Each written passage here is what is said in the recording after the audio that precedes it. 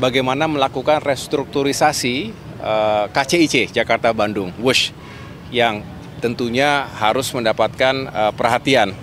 Mengapa? Karena memang utang yang harus segera diselesaikan ini juga tidak boleh kemudian menghambat rencana besar kita untuk mengembangkan konektivitas berikutnya, tadi Jakarta sampai dengan Surabaya. Iya. Konsolidasi. Ya, tadi kami semua mendengar Kabinet Merah Putih, pemerintahan di tingkat pusat, dan tentunya banyak progres yang juga sudah dihadirkan, tetapi juga banyak hal yang harus terus kita kawal, kita perbaiki dan kita tingkatkan dari berbagai sektor. Tadi beliau kupas begitu lengkap, gamblang, dan teman-teman media juga tadi mendengarkan. Intinya adalah kita ingin terus pastikan bahwa semua agenda prioritas, program-program yang memang ditujukan untuk meningkatkan pertumbuhan ekonomi, termasuk mendistribusikan kesejahteraan bagi masyarakat secara lebih berkeadilan lagi, itu menjadi target yang harus kita capai bersama-sama ke depan. Dan tentunya dari sektor infrastruktur dan pembangunan kewilayahan, memang infrastruktur ini harus bisa memberikan dukungan kepada sejumlah agenda prioritas. Bicara swasembada pangan butuh infrastruktur, butuh bendungan, irigasi yang juga baik. Swasembada energi juga begitu, swasembada air apalagi. Dan banyak lagi, termasuk bagaimana kita meningkatkan kualitas sumber daya manusia kita melalui sektor pendidikan dan kesehatan. Perumahan rakyat yang juga semakin terjangkau. Jadi banyak sekali aspek infrastruktur yang menjadi elemen penting dari pencapaian Asta Cita yang tadi juga menjadi harapan dari Bapak Presiden ke depan, Kabinet semakin solid dan bisa terus bekerja secara efektif sebagai satu tim yang juga bisa mencapai target-targetnya.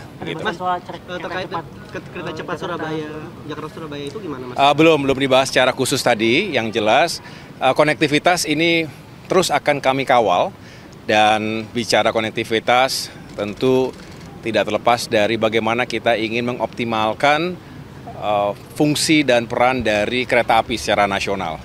Kita tidak hanya bicara kereta cepat, termasuk tentunya penting ketika kita menghadirkan konsep perluasan kereta cepat hingga Surabaya untuk mengurangi waktu mobilitas atau transportasi manusia, barang, dan jasa, tapi juga banyak fungsi kereta lainnya, termasuk untuk logistik, untuk barang-barang. Ini yang terus kami kembangkan juga, tidak spesifik harus bicara kereta cepat saja, tapi juga reaktivasi kereta-kereta yang sudah cukup lama perlu kita optimalkan fungsinya. Namun secara spesifik kan juga masalah anggaran kereta cepat Jakarta-Bandung ini juga jadi sorotan ya, Mas? Iya, benar sekali. Kami terus berkoordinasi beberapa hari yang lalu digelar rapat bersama dengan Danantara misalnya. Kami sendiri Kemenko Infrastruktur juga intensif mengundang Kementerian Perhubungan, termasuk juga KAI dan tentunya Danantara, karena kita berbicara bagaimana melakukan restrukturisasi KCIC Jakarta-Bandung, WUSH, yang tentunya harus mendapatkan perhatian. Mengapa? Karena memang utang yang harus segera diselesaikan ini juga tidak boleh kemudian menghambat rencana besar kita untuk mengembangkan konektivitas berikutnya, tadi Jakarta sampai dengan Surabaya. Nah, di sini masih terus dikembangkan sejumlah opsi. Saya tidak atau belum bisa menyampaikan secara final karena memang masih dikembangkan opsi-opsinya dan masih dihitung semuanya, segala sesuatunya. Apakah kemudian Danantara bisa menghandle, dan juga bagaimana nanti Kementerian Keuangan bisa berkontribusi dan lain sebagainya. Jadi artinya kami masih terus menunggu arahan Bapak Presiden juga, sambil terus mengembangkan berbagai opsi yang paling baik dan berkelanjutan. Artinya bisa kemudian kita move on untuk membicarakan pengembangan kereta cepat berikutnya untuk Jakarta ke Surabaya. Mas, satu tahun ini kondisi konsolidasi kabinet seperti apa, Mas? Saya merasa ya kita semua semakin saling mengenal. 1 tahun pertama memang sangat dinamis. Pertama kita semua, saya sendiri misalnya sebagai kementerian koordinator yang baru, ya nomenklatur yang baru, kita menata sistem, organisasi, aturan main, dan juga agenda-agenda prioritas yang harus kita benar-benar kuasai. Sambil terus belanja masalah.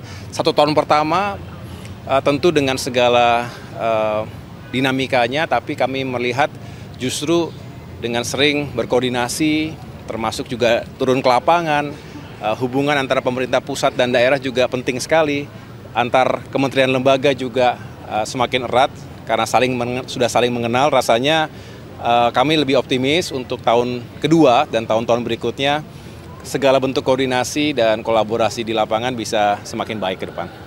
Terima kasih.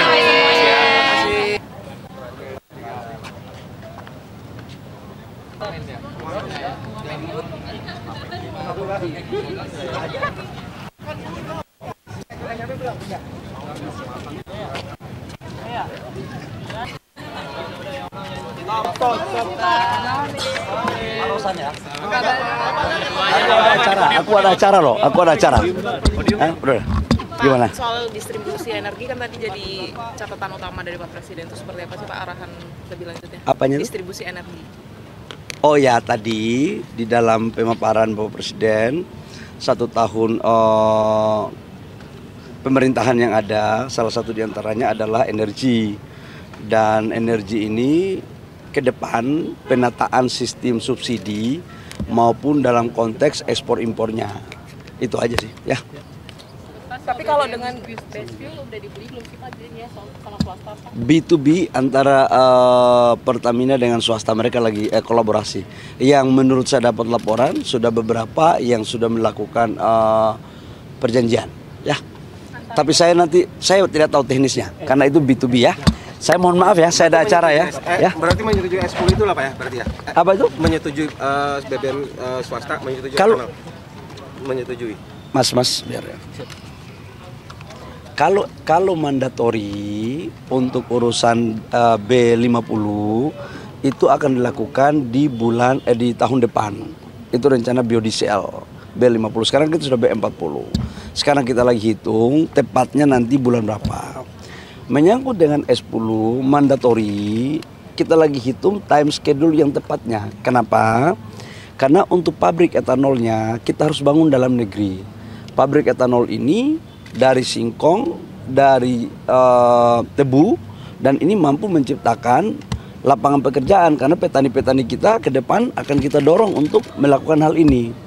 Nah, sekarang lagi dilakukan kajian, apakah mandatori ini dilakukan di 2027, di 2028, atau 2000 berapa? Nah, tetapi menurut saya yang kita lagi desain kelihatannya paling lambat 2027 ini sudah bisa jalan. Karena S10 ini adalah bagian daripada strategi pemerintah untuk mengurangi impor bensin kita. Karena bensin kita sekarang kita impor banyak, 27 juta ton per tahun. Ya, makasih ya. Saya izin ya, saya ada acara ya.